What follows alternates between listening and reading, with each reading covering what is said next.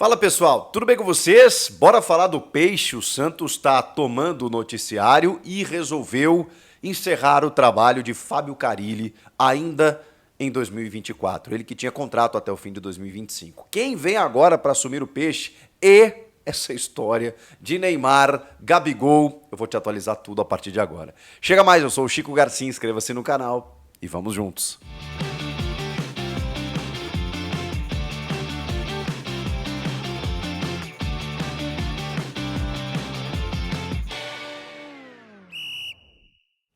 Eu tava com saudade, tava meio off esses dias aí, mas tava atento a tudo que estava acontecendo. E Fábio Carille foi desligado do Santos, foi como um acordo. Deixa eu ler para vocês a nota aqui, dizendo, através do clube, que o Santos Futebol Clube informa que em comum acordo, Fábio Carille não é mais o técnico do clube. Fábio Carille e os integrantes da comissão técnica foram contratados para a reconstrução do Santos e alcançaram todos os objetivos e metas propostos em 2024. O Santos agradece ao Fábio Carille, deseja sucesso na continuidade da carreira. Uma nota singela, simples, objetiva, mas que cito como um acordo. O Fábio Carille já publicou uma nota no seu Instagram dizendo que foi contratado para essa reconstrução e que os objetivos, como o acesso e o título da Série B, foram alcançados. Que ele se sente muito honrado de, mais uma vez, fazer parte da história desse clube gigantesco e encerra, né, com cabeça erguida o seu trabalho, mais uma vez, aquela coisa toda. Fábio Carille não é mais o técnico do Santos e isso era óbvio depois, não da derrota para o CRB, depois da sua entrevista coletiva pós-jogo. O presidente Marcelo Teixeira só não desligou o Carille naquele momento porque era o jogo da entrega das faixas, não teve grande impacto esportivo a derrota para o CRB, mas teve um simbolismo muito grande ser uma derrota em casa e com todo o clima e o ambiente da Vila Belmiro, com o torcedor do Santos manifestando o seu desejo de não ter mais o comandante ali no banco de reservas. Ficou muito claro isso. O torcedor do Santos ali utilizou aquele jogo para protestar, para se manifestar, para pedir ao presidente que encerrasse o vínculo. E quando o clima entre torcida e treinador e algum profissional ele ganha essa proporção, é muito difícil a permanência. O Marcelo Teixeira até tinha a intenção de permanecer com o Fábio Carille, mas como também o Santos foi entendendo de que o ano que vem é um ano de muito investimento, é um ano de um outro patamar para a equipe santista, o presidente chegou à conclusão de que precisava de um outro trabalho. O Santos na Série B, eu já falei sobre isso, foi decepcionante, mas ao mesmo tempo as pessoas precisam entender o que é a Série B.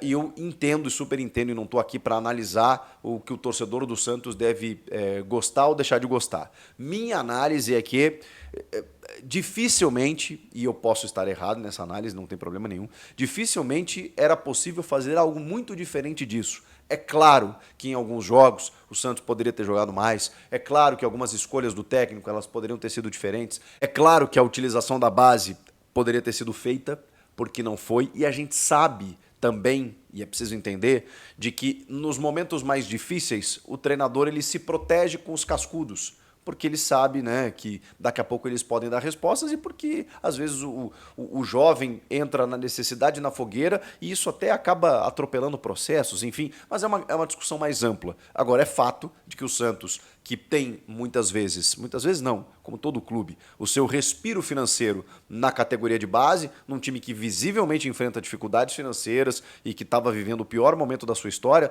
a base sempre salva, né? Então ele optou por não utilizar a base, por não revelar jogadores e utilizar jogadores mais experientes. É uma escolha que ele fez, ele conseguiu o seu objetivo. Eu digo que se você está jogando bola de gude na Ucrânia, você tem que chegar entre os primeiros, né? Não importa o campeonato que você está disputando, não tem que comemorar a Série B. O Santos foi o melhor do que os outros 19 clubes, tem que comemorar sim, é um título sim. Era isso que o Santos estava disputando, o Santos não estava disputando a Série A, estava disputando a Série B, e na Série B ele foi o melhor. Em pontos, em desempenho, bom, aí é uma outra questão. Eu tenho certeza que o torcedor do Santos estaria muito chateado se o Santos jogasse por música, jogasse lindamente e terminasse em quinto colocado. Não iria adiantar absolutamente nada. Mas também, eu estou fazendo ponderações aqui para você, inclusive, tirar a sua conclusão. É fato, o Lucas Musetti, cara, que é um jornalista que acompanha o Santos verdadeiramente, e, cara, ele fez um texto muito bacana, dizendo que o torcedor do Santos, às vezes, sente até falta do Jorge Sampaoli. Por quê? Porque era divertido ver o Santos jogar. E é uma teoria que eu concordo, cara. Porque, assim, o Santos não ganhou nada com o Sampaoli. O Sampaoli criou vários problemas naquele ano, mas era divertido ver o Santos jogar. Eu, como jornalista, adorava ver o Santos do Sampaoli. E é isso que faltou ao time do Fábio Carille. As peças eram bem inferiores, tá? Vamos colocar aqui elenco que o Sampaoli tinha, vice-campeão brasileiro em 2019, e o que o Carille tinha nas mãos. Mas assim, estamos falando de estilo de trabalho. Talvez realmente o estilo de trabalho do Carille não combinasse com o DNA do Santos, com o que a torcida esperava. Mas, gente, contexto. O Santos na Série B, precisando chegar entre os primeiros, e ele chegou em primeiro. Então, mesmo assim, com tudo isso no pacote, tem algumas coisas que prejudicaram a permanência do Carille. A sondagem ou flerte ou proposta do Corinthians na metade do ano. O Carille falou ao André Hernan, eu já tinha essa informação e já tinha trazido aqui para vocês. O Carille não se posicionou com mais força naquele momento porque não chegou a proposta oficial. E o Carille ficou com medo de negar o Corinthians e o Corinthians dizer que não tinha feito proposta. Quando, na verdade, fez, só não emitiu uma proposta oficial. O empresário do Carille não recebeu a proposta. E o Carille se sentiu desconfortável a ponto de, cara, eu não vou negar algo que não existe. Só que o torcedor do Santos entendeu de que ele não negou com força o Corinthians e que estava, inclusive, esperando uma proposta. E isso azedou a relação a partir dali. Azedou.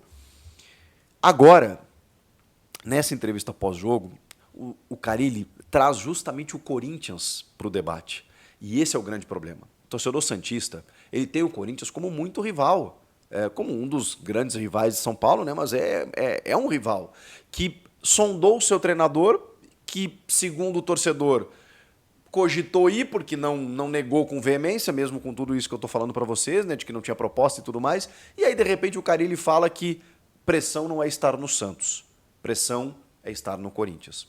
Bem resumido aqui, né, porque ele cita o jogo contra o Tolima, que o Tite permaneceu, ele era auxiliar, e de um jeito, né, ele fala assim, vocês não sabem o que é pressão. Isso pegou mal. Não só com o torcedor, mas internamente no clube.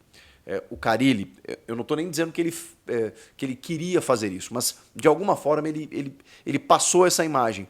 Ele diminuiu o Santos em relação ao Corinthians. E, cara, assim, em termos de repercussão, e eu não estou aqui para fazer esse juízo de valor, tamanho de torcida, repercussão de mídia, de imprensa, é óbvio que a pressão é maior. Agora, localmente lá, no torcedor que vive aquele clube, que vai ao estádio, você vai dizer que não tem pressão? Poxa, eu acompanhei muito o Santos na Vila Belmiro. E, cara, é um caldeirão ali. Os torcedores apaixonados pelo Santos, inclusive, né, com tudo isso que acabou culminando na saída do Carille, você vai dizer que não tem pressão? Ah, mas a pressão é muito maior no Corinthians e tal. Bom, aí é uma questão de cada um. O fato é, ele não podia ter trazido o Corinthians para o debate depois de tudo que aconteceu. Ainda mais nessa comparação. Foi infeliz, foi. Foi uma declaração infeliz. Eu admiro o Carille, respeito o Carille, mas foi uma declaração infeliz que, obviamente, não colaborou. Não sei se ele já estava de saco cheio, não sei se ele já estava prevendo que iria sair, mas ali ele meio que chutou o balde. E ali foi a pá de cal para que o trabalho dele fosse encerrado no dia seguinte, segundo a nota em comum acordo. Ou seja, se a nota é verdadeira, significa que o Carille também estava com a ideia de que beleza, missão cumprida, mas vou seguir minha vida, e o Santos pensou da mesma forma. Se a nota não é verdadeira, no sentido de que quem tomou a decisão foi o clube, é visível de que o Santos entendeu que não só o trabalho não foi bom, mas também essas últimas declarações, e essa última especialmente, ela não ajudou em nada. O fato o Santos está pensando de uma maneira diferente para 2025. E o treinador mais cotado nesse momento é o português Pedro Caixinha, que talvez tenha uma imagem última um pouco ruim pelo trabalho do Red Bull Bragantino nesse ano, mas assim, o time enfraqueceu demais e o Caixinha me pareceu um cara com fome de vencer e não condizia com o momento do clube. O clube me parecia um pouco até estável, no sentido de, não, estamos num projeto, títulos é mais pra frente, a gente está dentro do nosso... Não tem a pressão, né, que a gente estava falando do Carille, e o Caixinha me parece que sentiu falta disso. E em algum momento ele não conseguiu mais mobilizar os atletas e a gente está vendo o Bragantino vivendo um final de temporada aí melancólico, até com risco de rebaixamento. Mas é um cara que disputou o título brasileiro no ano passado. Fez um trabalho em 2023 espetacular e já mostrou muito as suas possibilidades. Eu gostaria de ver muito Pedro Caixinha comandando o Santos, é um dos nomes possíveis, evidentemente que tem outros aí, né, que estão sendo especulados, mas o Caixinha eu diria que nesse momento é o mais cotado. E a situação do Neymar e do Gabigol, ela ainda inspira cuidados. Mas eu estou gostando do presidente Marcelo Teixeira porque ele está muito cristalino nessa situação. Ele não está desconversando, ele está confirmando. Tudo que a imprensa descobre, ele vai lá e confirma. Como, por exemplo, a proposta feita ao Gabigol. A proposta feita ao staff do Gabigol, que não assinou ainda com o Cruzeiro, se acertou com o Cruzeiro por uma proposta fantástica, um salário absurdo, 4 anos de contrato, estão falando aí. Por favor, um jogador de 28 anos, que também é um clube que vai pensar grande a partir do ano que vem, já está pensando, né, desde a chegada do Alexandre Matos. Então, assim, a tendência é que o Cruzeiro venha muito forte. Então, o Gabigol está com uma proposta maravilhosa nas mãos. Mas aí tem um Santos, tem Neymar na jogada, tem um projeto ousado e tem os mesmos moldes da negociação. Não sei se o tempo de contrato, mas a questão salarial seria compatível. 10 milhões de reais por bônus se ele marcar 20 gols numa temporada, a camisa 10. E eu sempre lembro de uma resposta do Marcelo Teixeira, quando questionado se a 10 estava pronta, a 10 aposentada na Série B, se a 10 estava pronta para Neymar voltar ao Peixe. E o presidente fala o seguinte, não, ele usaria a 11. Ou seja, a 10 ela realmente está sendo esperada para Gabigol, que vai ter que tomar essa decisão. Mas ele confirmou que foi feita a proposta e que agora está nas mãos do atleta. Eles ficaram de pensar até o dia 31 de dezembro, quando encerra o contrato dele com o Flamengo, sobre o que ele vai fazer. Então o Santos está na jogada, fez a sua proposta e está esperando. Mas o que isso significa quando você confirma uma proposta desse porte? Você diz ao mercado que você está pensando grande, que você quer um jogador ou alguns jogadores de altíssimo nível, que você não vai manter esse time que lá está para uma disputa de Série A. O Santos, que terá Paulista, Copa do Brasil e Brasileiro, pretende vir forte. Estamos falando de uma temporada de 25 com muitas SAFs, com grandes investimentos, com clubes fechando com a Liga Forte, por exemplo, que teve um bom aporte financeiro. Então, assim, o Santos, para entrar nessa briga, vai ter que entrar forte. E me parece que é isso que o presidente prevê. A questão Neymar ela é um pouco mais delicada, porque o Neymar tem contrato com o Al Hilal até a metade do ano que vem. Tem rumores de uma rescisão, mas o Santos só pode conversar a partir de uma rescisão. Essa rescisão teria que acontecer antecipadamente, e aí eu não sei, a multa, a indenização que o Neymar teria que dar ao Al Hilal, porque ele recebeu 45 milhões de reais por mês e não jogou praticamente no Al Hilal, né? Teve uma lesão gravíssima, ficou um tempo parado, e existem rumores de que a relação não foi boa, né? Então daqui a pouco você encerra o vínculo e aí não sei como é que resolveria isso. O fato é que o Neymar acumulou dinheiro a ponto de poder se liberar, fazer isso, aquilo e decidir jogar onde ele quer.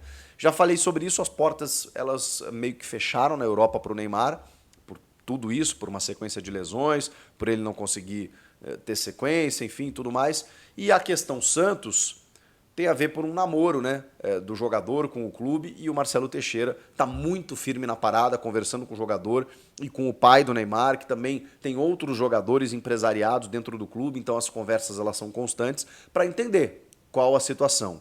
E aí tem uma informação do César Luiz Merlo, que é um jornalista argentino, dizendo que o acordo já foi firmado. Ninguém confirma isso, evidentemente, nem por parte do staff do Neymar e nem por parte do Santos. E isso não vai ser confirmado até que seja efetivado.